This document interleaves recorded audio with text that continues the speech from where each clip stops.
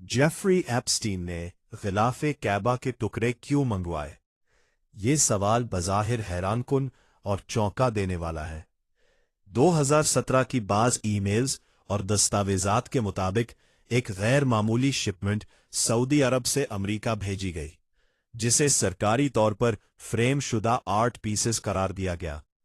लेकिन ईमेल्स में दावा किया गया कि इसमें दरअसल गिलाफ कैबा यानी कस्बा के 3 टुकड़े शामिल थे।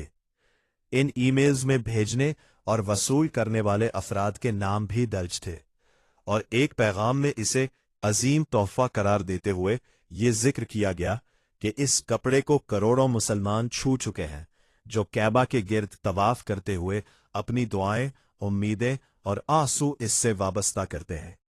बाद अज़ां इन्हीं राबितों में डीएनए से मुतल्लिक सामान की मुंतकली की बातें भी सामने आई, जिससे शुकूक व शुबहात मजीद बढ़ गए।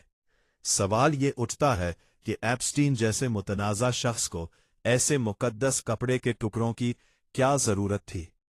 बाज़ लोगों ने इस मामले को इसके खिलाफ लगने वाले संगीन इल्ज़ामात, पुरइस्रार सरगर्मियों और नाम नेहाद खुफिया रसूमात से जोड़ कर देखा, जबकि यह भी कहा जाता है कि वो जेनियाती तहकीक और इंसानी डीएनए में गैर मामूली दिलचस्पी रखता था और एक नाम नेहाद बरतर नस्ल के तसव्वुर पर काम करने का ख्वाहिशमंद था।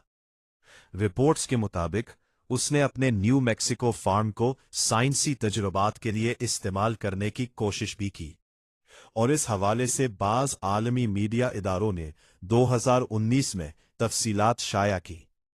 ताहम इस मामले के कई पहलू अब भी सवालात की सूरत में मौजूद है, और हकीकत क्या है इस बारे में मुख्तलिफ आरा और दावे सामने आते रहते हैं।